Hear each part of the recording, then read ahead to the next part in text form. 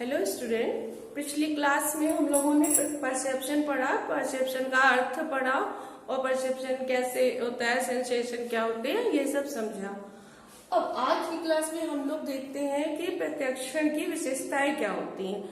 जो हम लोगों ने परिभाषाएं पढ़ी थी उन्हीं के आधार पर विशेषताएं निकल कर आती हैं। परिभाषाओं से ही विशेषताएं बनती हैं। तो देख लेते हैं प्रत्यक्षण की क्या विशेषता होती है उसमें। ठीक है, तो सबसे पहले प्रत्यक्षण के लिए उद्दीपक का होना आवश्यक है। अब ये तो स्वाभाविक सी बात है, प्रत्यक्षण कोई चीज का जब हम करेंगे तो उसके लिए उद्दीपक तो होना ही चाहिए ना। बिना उद्दीपक के हम किस चीज का प्रत्यक्षण कर लेंगे?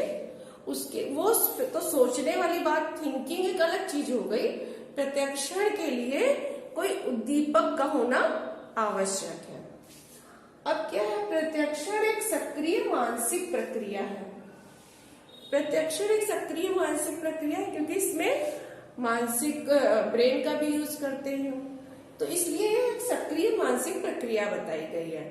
सेंसेशन में तो हम सिर्फ कोई चीज देख रहे होते हैं, फील करते हैं, लेकिन प्रत्यक्षण में मानसिक ब्रेन भी जुड़ा होता है, इसलिए यह मानसिक प्रक्रिया है। तीसरा क्या, प्रत्यक्षण में विभेदीकरण की क्रिया होती है। अब जब हम कोई चीज का प्रत्यक्षण करते हैं, कोई चीज देखते हैं, तो हम विभेदीकरण भी तो करते हैं कि कोई चीज सुन रहे हैं, साउंड आ रही है, तो हम उसको पहचानते हैं कि ये है कि ये है ना। पहले सोचते हैं कि अच्छा ये आवाज आई, नहीं जब सामने आया तो ये इस चीज की साउंड थी, तो उसमें एक विभेदीकरण की भी क्रिया होती है। अब क्या है, प्रत्यक्षीकरण पूर्व अनुभवों और अधिगम पर निर्भर करता है।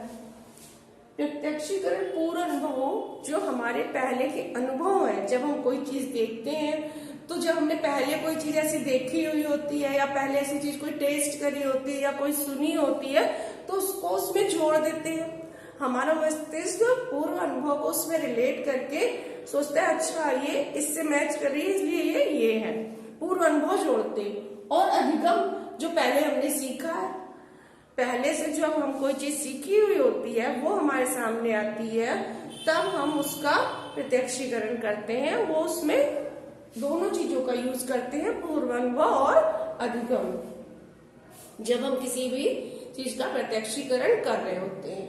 अब क्या है, प्रत्यक्षीकरण में उद्दीपक से संबंधित संवेदनाओं में एकता और संगठन पाया जाता है।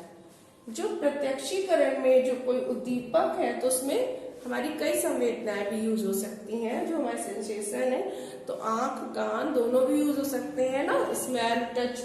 तो संवेदनाओं से संबंधित वो उनका एक रूप संगठन बना के हम उस चीज का परसेप्शन करते हैं, देखते भी हैं, सुनते भी हैं, हर तरह अपने सारे सेंसेस को जोड़ के पहचानते हैं, उस चीज का संगठन करके देखते हैं हाँ ये चीज ये है। ऐसी आवाज सुनी, देखी, अच्छा इसकी ये आवाज थी, ये ऐसी दिखाई भी दे रही है, तो ऐसी दिखने में है, ऐसी टच में, तो ये चीज ये है, तब हम उसका प्रत्यक्षीकरण करते हैं। ये प्रत्यक्षीकरण की विशेषताएं। तो इसमें आगे क्या है, प्रत्यक्षीकरण के निर्धारक तत्व।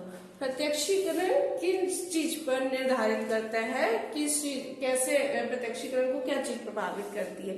तो पहली क्या है, प्रत्यक्षिक सतर्कता। तो पहली क्या इसमें नंबर आता है कि प्रत्यक्षिक सतर्कता। प्रत्यक्षिक सतर्कता क्या है, हम लोग ये देख लेते हैं। कभी कभी क्या देखा जाता है कि जो प्राणी है, व्यक्ति है, कुछ विशेष उद्दीपकों के प्रति, जब कोई सामने उद्दीपक प्रस्तुत होता है तो कुछ विशेष जो उद्दीपक होते हैं उनके प्रति अधिक तत्पर रहता है, अधिक रेडी रहता है।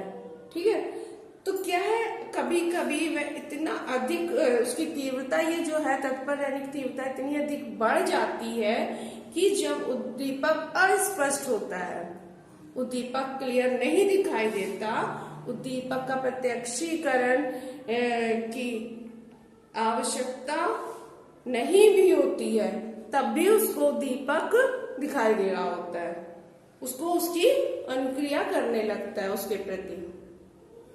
ठीक है, तो वो किस चीज पर निर्भर करती है, उसकी सतर्कता पर, क्योंकि वो बहुत ज्यादा उस समय उस उद्दीपक के लिए सतर्क होता है, बहुत ज्यादा तत्पर होता है।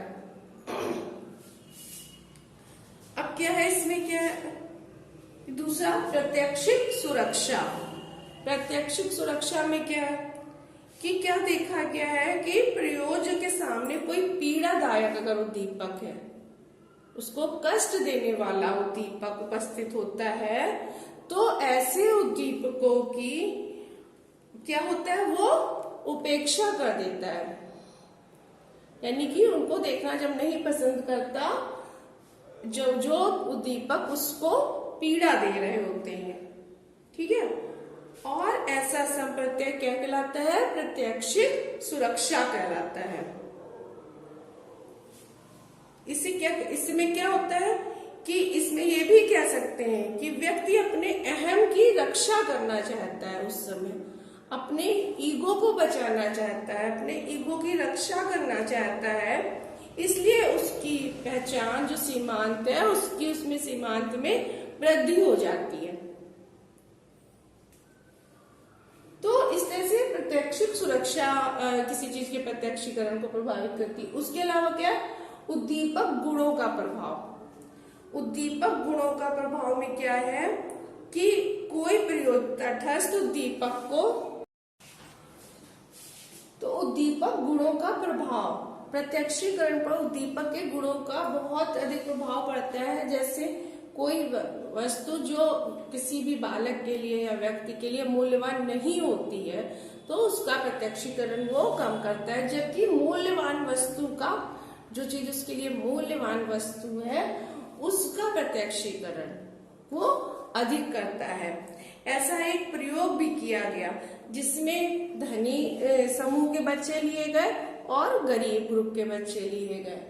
अब उन बच्चों के सामने कुछ सिक्के रखे गए, कुछ सिक्के रखे गए, तो क्या हुआ कि गरीब दो भाग थे, तो उसमें क्या हुआ कि गरीब घर के बच्चों ने उन सिक्कों से जब पूछा, उनके सामने रखे गए, तो जो उन्होंने क्या देखा, जो बड़े सिक्के थे वो उन्होंने उठाए, अधिक गरीब घर के बच्चों ने ज्यादातर उठाए, जबकि धनवान घर के बच्चों ने क्या था कि उनको इस बात का फर्क नहीं था कि बड़े, क्योंकि बच्चों के लिए बड़े सिक्के यानी कि ज्यादा पैसे, उनके लिए वो ज्यादा मूल्यवान थे, उनको पैसे का ज्यादा महत्व था, इसलिए उन्होंने ऐसे सिक्कों का चुनाव ज्यादा किया।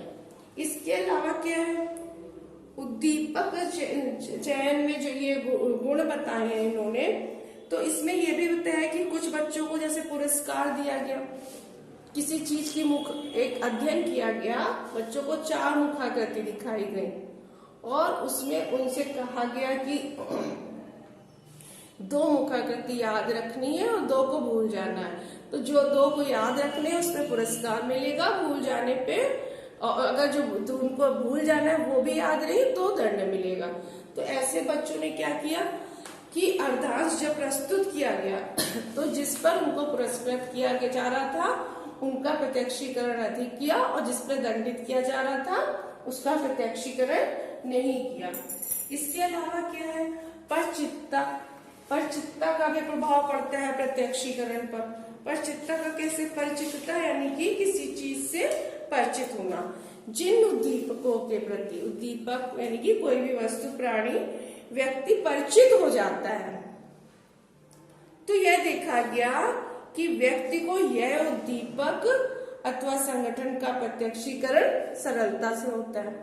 पहले से अगर कोई व्यक्ति परिचित हो जाएगा तो उसका प्रत्यक्षीकरण सरलता से कर लेगा। जैसे तमाम व्यक्तियों में हम जो अपना मित्र होता है, बहुत भीड़ में भी अपने मित्र को या बहुत भीड़ में भी हम अपने फैमिली मेंबर को पहचान लेते हैं, क्योंकि हम परिचित होते हैं उससे, इसलिए उसका प्रत्यक्षीकरण हम शीघ्रता से करते हैं। इसके अलावा मानसिक तत्परता आता है। मानसिक तत्परता में क्या, मानसिक तत्परता भी हमारे प्रत्यक्षिक संगठन को प्रभावित करती है।